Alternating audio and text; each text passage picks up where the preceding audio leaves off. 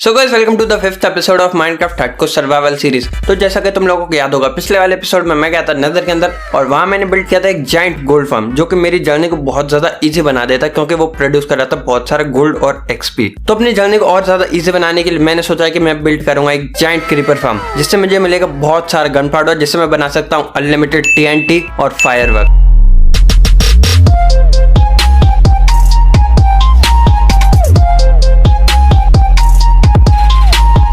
Hello guys, तो finally मैं आ चुका हूं अपने हार्डकोर वाले वर्ल्ड में। और बाय द वे अभी मैं खड़ा हूं गोल्ड फार्म के अंदर, थोड़ा सा एक्सपी कलेक्ट कर रहा हूं जिससे मैं अपने टूल्स आर्मर पे इंचेंटमेंट लगा सकूं। क्योंकि अभी मुझे याद है कि मैंने अपने टूल्स और आर्मर पे थोड़ी सी इंचेंटमेंट नहीं लगाई, जैसे मैंने सेल टच नहीं लगाई अपनी एक पिकैक्स में, और feather falling, desperation, depth strider, looting 3, sharpness वगैरह नहीं लगाई है। तो ये चीजें मुझे लगानी है। लेकिन सबसे पहले चलता हूँ ओवरवर्ल्ड में और वहां जाके बना देता हूँ एक जाइंट सा क्रीपर फार्म।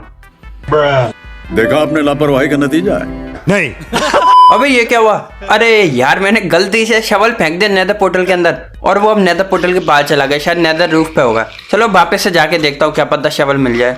अरे गाइस, मैं वापस तो आ गया नेदर रूफ पे, पर यहाँ पे मुझे दिखाई नहीं दे रहा शवल कहीं भी। शायद भाई कहीं और ही चला गया, वो शवल मिल ही नहीं रहा। तो गाइस यार, मैंने शवल को बहुत ज्यादा ढूंढा लेकिन अभी भी शवल मुझे नहीं मिला। तो मैं सोच रहा हूँ कि नया शवल बना लूं। और वैसे भी मेरे पास सारे विलेजेस तो हैं, तो उनसे इंचेंटेड बुक्स ले लूंगा और फिर से वैसा ही शवल बना दूंगा। बट ये था कि वो भाई नेदरराइट का शवल था, तो उसके लिए अब नेदरराइट भी माइन करके लानी पड़ेगी। इस वाले विलेजेस से ले लेता हूँ एक शवल और अब सारे लाइब्रेरियन से एक एक इंचेंटेड बुक ले लेता हूँ उस शवल के लिए। A few moments later. और गाइस फाइनली हमने पहले जैसा शवल बना लिया है। और भाई इसको बनाते बनाते यार एक्सपी खत्म हो गए अपने। सही है, अब एक्सपी के लिए वापस जाना पड़ेगा गोल्ड फार्म में।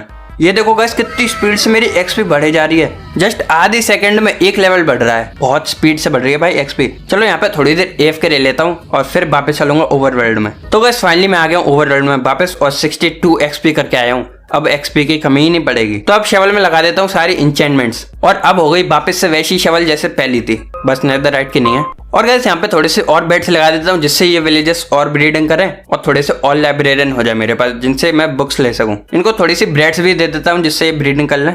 चलो भाई फाइनली इनकी ब्रीडिंग भी स्टार्ट होगी, तो थोड़ी देर में यहाँ पे विलेजर्स आ जाएंगे, फिर उनसे सारी इंचेंटेड बुक्स ले लेंगे हम। ऐसा करता हूँ, जब तक ये विलेजर्स आएंगे और बड़े होंगे तब तक मैं सारा सामान कलेक्ट कर लेता हूँ क्रीपर फार्म बनाने के लिए। तो देखो सबसे पहले हमें चाहिए बहुत सारी वुड और लिटरली लगभग हमें चाहिए 45 से 50 stacks of would.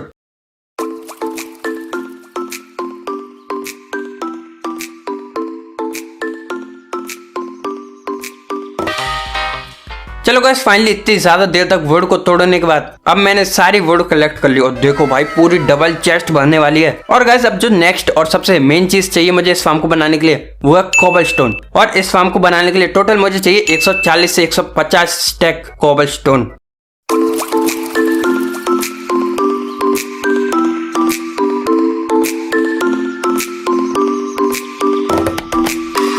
So guys AFK होते होते मुझे बहुत ज्यादा टाइम हो गया और मैंने बहुत सारे पत्थर तोड़ लिए और देखो भाई 2 डबल चेस्ट भर चुकी हैं और एक हॉपर के अंदर भी थोड़ा सा कोबलस्टोन आ चुका है। लेकिन इसी के साथ साथ मेरे पास एक सैड न्यूज है कि मैं लैपटॉप को छोड़ गया था AFK होने के लिए और जब मैं वापस आया तो मैंने देखा कि मैं हाथ से पत्थर तोड़ रहा हूँ, यानी कि मेरी नेदरराइट पिकैक्स ही टूट गई भाई AFK होते होते।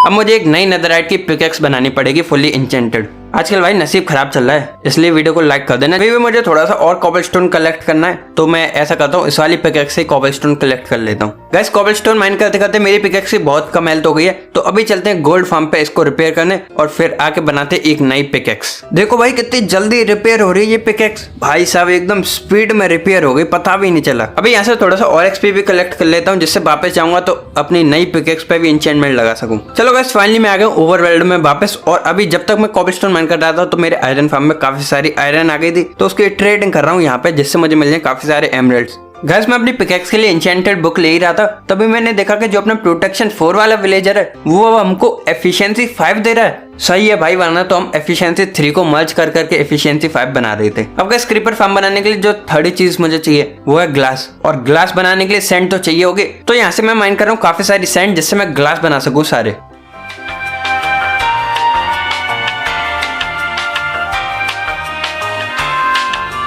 फाइनली गाइस मैंने काफी सारी सैंड कलेक्ट कर ली और देखो जब मैं आया था तब कैसा था और अब मैं जा रहा हूँ तो क्या हाल कर दे, एक बड़ा सा गड्ढा कर दिया यहाँ पे। अभी गाइस सारी सैंड को मुझे स्मेल्ट भी करना होगा ग्लास में कन्वर्ट करने के लिए, तो उसके लिए मैं यहाँ से थोड़ी सी लावा ले जा रहा हूँ जिससे मैं इजीली स्मेल्ट कर दूं सारी सैंड को। अब हर स्मेल्टर में डाल देता हूँ एक एक लावा की बकेट और अब कन्वर्ट कर देता हूँ सारी सैंड को ग्लास में। ओ भाई क्रीपर कहाँ से आ गया, चलो भाई मैं बाल बच के, वरना तो ये मार ही देता। इसको बताता हूँ अबीर को। ओ नहीं, अबे यार देखो यहाँ पे इतनी सारी चेस्ट रखी थी, सारा सामान फाड़ के रख दिया इसने। अब दोबारा से इनको चेस्ट के अंदर भरना पड़ेगा, फालतू में क्रीपर काम बढ़ा देता है बार बार।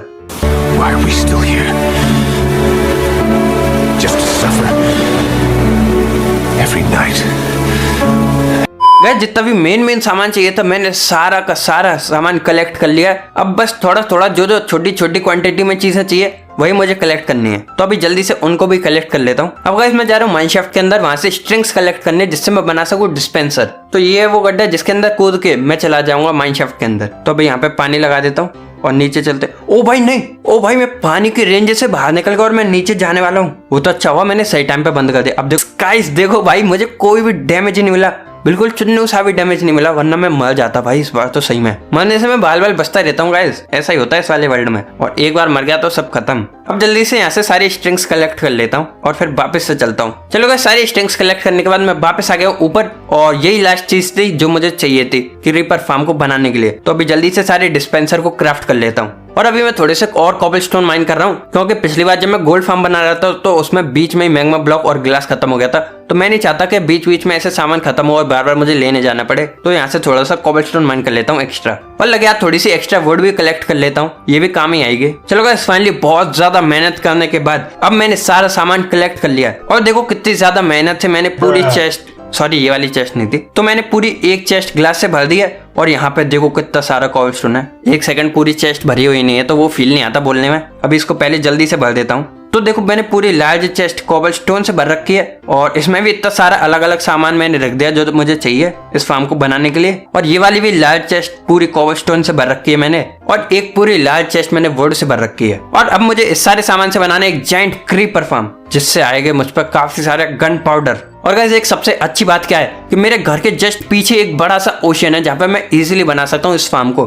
तो अपने घर से कहीं दूर भी नहीं जाना पड़ेगा मुझे AFK वगैरह के लिए, और आसानी से पास में गन पाउडर लेता रहूंगा। लेकिन अब टाइम है सबसे बोरिंग काम करने का, सारा सामान मुझे वहां से यहाँ तक लाना पड़ेगा। तो चलो सारे सामान को शिफ्ट करने के बाद मिलता हूँ। तो देखो अब मुझे क्या करना है, सबसे पहले मुझे बनाना है एक प्लेटफॉर्म जहाँ पे मैं अपना कलेक्शन एरिया बना सकूं। तो देखो ये बन गया एक छोटा सा प्लेटफॉर्म। अब इसके ऊपर लगानी है मुझे 9 लार्ज चेस्ट। तो सबसे पहले यहाँ पे 3 लार्ज चेस्ट लगा दी। अब इसके ऊपर 3 लार्ज चेस्ट लगानी है और अब इसके भी ऊपर 3 लार्ज चेस्ट लगानी है और फिर लगाने हैं 9 3x3 करके हॉपर्स, जिससे एक छोटा सा प्लेटफॉर्म और बन जाएगा। और इसको हर साइड से अब कवर करना है। अब ये जो मैंने बाउंड्री बनाई है इसको ले आना है 7-7 ब्लॉक पीछे तक मिडिल से। अब जितने भी 4 कॉर्नर हमारे पास आएंगे इनको कर देना है मर्ज, जिससे बन जाएगा एक 19x19 का प्लेटफॉर्म। और यही वो प्लेटफॉर्म होगा जिसके ऊपर क्रीपर्स आएंगे और फिर हॉपर्स के ऊपर गिर जाएंगे और मर के सारा सामान चला जाएगा चेस्ट के अंदर। चलो गाइस प्लेटफॉर्म तो बन गया फाइनली। अब मुझे लगानी है ग्लास की बाउंड्री। तो यहाँ पे एक एक करके सारे ग्लास लगा देता हूँ। एक छोटी सी गलती हो गई गाइस, क्या मैं ये ग्लास की बाउंड्री प्लेटफॉर्म के ऊपर नहीं बनानी थी बल्कि एक ब्लॉक छोड़ के बनानी थी। तो चलो अब एक ब्लॉक छोड़ के बना देते हैं। ऐसे बनानी थी भाई बाउंड्री, और मैंने पहले गलत तरीके से बना दी जिससे मेरा काफी सारा ग्लास भी वेस्ट हो गया। वो तो अच्छा है कि मैं एक्स्ट्रा ग्लास भर के लाया था अपने साथ। अब देखो मैंने बना लिया एक अनलिमिटेड वाटर सोर्स, और इससे मुझे क्या करना है, पूरे प्लेटफॉर्म को पानी से ऐसी तरीके से कवर करना है कि जो भी पानी के ऊपर कूदे वो डायरेक्ट चला जाए हॉपर के ऊपर। तो जल्दी से कवर कर देता हूँ।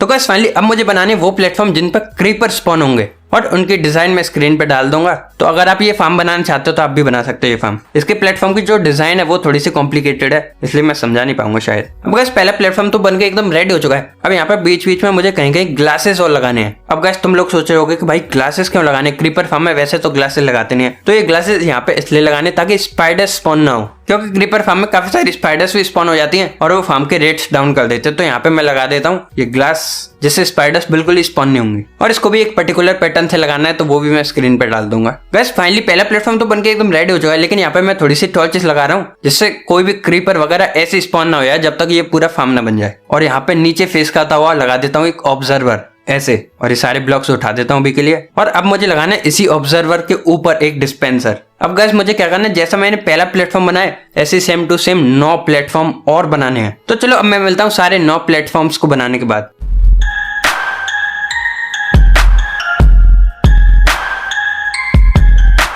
सो गाइस फाइनली बहुत ज्यादा मेहनत के बाद मैंने कंप्लीट कर लिया पूरे 10 प्लेटफॉर्म्स, और इनको बनाने में भाई बहुत ज्यादा हालत टाइट हो गई। और गाइस अब मुझे क्या करना है, ये जितने भी प्लेटफॉर्म के ऊपर वाली छत है यानी यहाँ पे मुझे लगाने ट्रैप डोर्स। अब देखो अगर मैं ट्रैप डोर्स नहीं लगाऊंगा तो यहाँ पे स्पॉन हो सकते हैं सारे मॉब्स, और ट्रैप डोर लगाते यहाँ पे बस स्पॉन होंगे क्रीपर और स्पाइडर। और यहाँ पे क्योंकि मैंने ग्लास लगा रखे हैं तो स्पाइडर भी स्पॉन नहीं होगी, यानी बस क्रीपर ही क्रीपर स्पॉन हुआ करेंगे इस फार्म में। तो अब मुझे सारे प्लेटफॉर्म्स की छत पे लगाने हैं ट्रैप डोर। तो अब मैं सारे प्लेटफॉर्म की छत पे ट्रैप डोर लगाने के बाद मिलता हूँ। गाइस मैंने सारे ट्रैपडोर्स फाइनली अपनी अपनी जगह पे लगा दिए। अब यहाँ पे कैंप फायर और लगानी है जिसके ऊपर आके क्रीपर मर जाएंगे और उनका जो गन पाउडर होगा वो चेस्ट के अंदर चला जाएगा। तो जो मेरा कलेक्शन एरिया उसका वाई लेवल है 63, और उससे मुझे टोटल जाना है 117 ब्लॉक ऊपर, यानी वाई लेवल 180 पे, और वहीं पे होगा मेरा AFK स्पॉट। तो जल्दी से वहां पे भी एक AFK एरिया बना देता हूँ। अब गाइस इस फार्म को मुझे बनाना है एक रेडस्टोन सर्किट, जिससे बार बार सारे ऑब्जर्वर और डिस्पेंसर एक्टिवेट होंगे और डीएक्टिवेट होंगे, जिससे जितने भी ऊपर क्रीपर स्पॉन हुआ करेंगे वो नीचे गिर जाएंगे और मर जाएंगे। और फाइनली यहाँ पे लगा देता हूँ एक लीवर, जिससे मैं जब भी चाहूँ इस फार्म को एक्टिवेट कर सकता हूँ और डीएक्टिवेट कर सकता हूँ। और गाइस अब करना है मुझे लास्ट काम इस फार्म का। इस फार्म के ऊपर मुझे बनानी है एक बड़ी सी छत,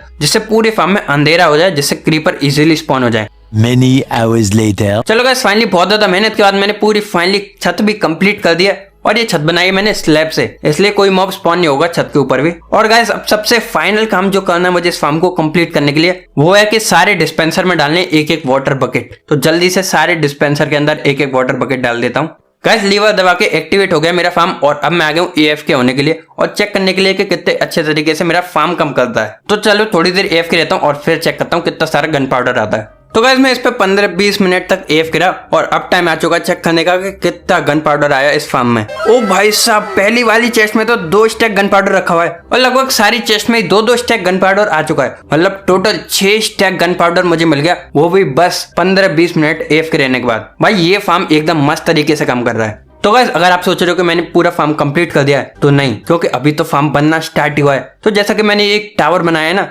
वैसे मुझे 3 और टावर बनाने हैं, जिससे मुझे मिल जाएगा 15-20 मिनट में लगभग 20 स्टैक गन पाउडर, जो कि बहुत ज्यादा होगा। तो चलो अब मैं मिलता हूँ पूरे फार्म को कंप्लीट करने के बाद, जब तक आप ये टाइम लैप्स देखो।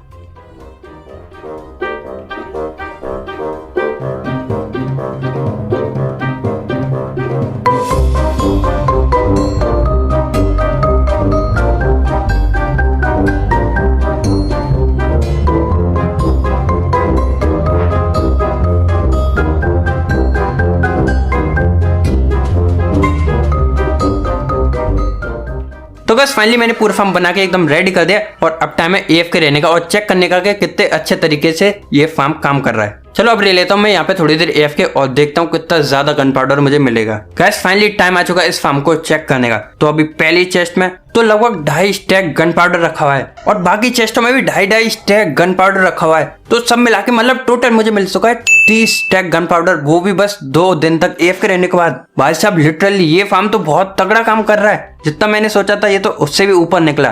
तो गाइस अब मैं क्या सोच रहा हूँ, मेरे पास इतना बढ़िया गन पाउडर फार्म हो चुका है, तो अब मैं चलता हूँ थोड़ी सी नेदरराइट की माइनिंग करने के लिए, जिससे मैं अपने शवल और पिकेक्स को वापस नेदरराइट का बना सकूं। तो सबसे पहले यहाँ से थोड़ी सी सैंड माइन कर लेता हूँ, क्योंकि TNT बनाने के लिए बहुत सारी सैंड भी चाहिए होती है। और देखो भाई कितना ज्यादा गन पाउडर है मेरे पास। तो अब इससे बना लेता हूँ TNTs, और टोटल मैंने बना लिए 5 स्टैक TNT। और अब इसको जाके फोड़ता हूँ नेदर के अंदर और नेदरराइट माइन करके लाता हूँ।